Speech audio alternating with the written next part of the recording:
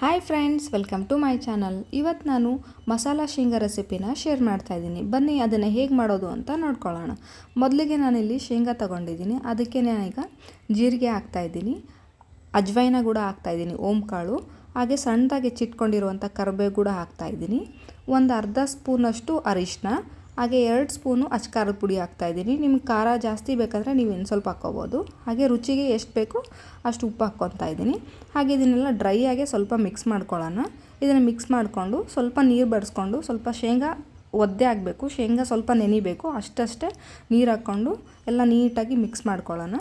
ನೋಡಿ, ಈಗ ನಾನು ತೋರಿಸ್ತಾ ಇದ್ದೀನಲ್ಲ, ಸ್ವಲ್ಪನೇ ನೀರು ಹಾಕ್ಕೊಂಡು ಸ್ವಲ್ಪ ಮಿಕ್ಸ್ ಮಾಡ್ಕೊತಾ ಇದ್ದೀನಿ. ಈಗ ಇದಕ್ಕೇನೆ ನಾವು ಹಸಿ ಕಡಲೆ ಹಿಟ್ಟು ಅಥವಾ ಬಜ್ಜಿಗೆ ನಾವು ಬಳಸ್ತೀವಲ್ಲ ಹಿಟ್ಟು, ಅದೇ ಹಿಟ್ಟು ಹಾಕ್ಬಿಟ್ಟು ಸ್ವಲ್ಪನೇ ಹಿಟ್ಟೆಲ್ಲ ಶೇಂಗಾ ಮೇಲೆ ಕವರ್ ಆಗಬೇಕು. ಆ ಥರ ಫುಲ್ ಕವರ್ ಮಾಡ್ಕೋಬೇಡಿ, ಒಂದು ಕೋಟ್ ಆದರೆ ಸಾಕು. ಆ ಥರ ಒಂದು ಫುಲ್ಲು ಕೋಟು ಚೆನ್ನಾಗಿ ಆದರೆ ತುಂಬ ಚೆನ್ನಾಗಿ ಟೇಸ್ಟ್ ಇರುತ್ತೆ. ನೋಡಿ, ಎಷ್ಟು ಬೇಕೋ ಪೌಡ್ರ್ ಕಡಲೆ ಹಿಟ್ಟಿರುತ್ತಲ್ಲ ಅದನ್ನ ಚೆನ್ನಾಗಿ ಹಾಕ್ಕೊಂಡು ಮಿಕ್ಸ್ ಮಾಡ್ಕೊಳ್ಳಿ. ಹಾಗೆ ನೀರು ಕೂಡ ನೋಡ್ಕೊಂಬಿಟ್ಟು ಹಾಕ್ಕೊಳ್ಳಿ. ತುಂಬ ನೀರು ಮಾಡ್ಕೊಳಕ್ಕೆ ಹೋಗ್ಬೇಡಿ, ಚೆನ್ನಾಗಿರಲ್ಲ, ಕ್ರಿಸ್ಪಿಯಾಗಿ ಬರಲ್ಲ ಶೇಂಗಾ. ಆಮೇಲೆ ಈಗ ಈ ಕನ್ಸಿಸ್ಟೆನ್ಸಿಯಲ್ಲಿ ಇರಬೇಕು. ನಾನು ತೋರಿಸ್ತಾ ಇದ್ದೀನಲ್ವಾ, ಈ ಥರ ಇರಬೇಕು. ಈಗ ಇದು ರೆಡಿಯಾಗಿದೆ ನೋಡಿ.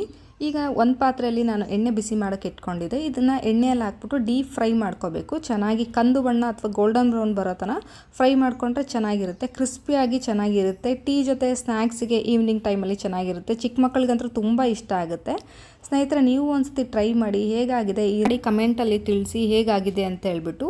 ಹಾಗೆ ಯಾರಾದರೂ ಹೊಸದಾಗಿ ನನ್ನ ಚಾನಲ್ ನೋಡ್ತಿದ್ರೆ ದಯವಿಟ್ಟು ಸಬ್ಸ್ಕ್ರೈಬ್ ಆಗಿ, ಹಾಗೆ ಒಂದು ಲೈಕ್ ಕೂಡ ಮಾಡಿ, ನಿಮ್ಮ ಫ್ಯಾಮಿಲಿ ಫ್ರೆಂಡ್ಸ್ ಜೊತೆನೂ ಶೇರ್ ಮಾಡಿ friends. Thank you for watching.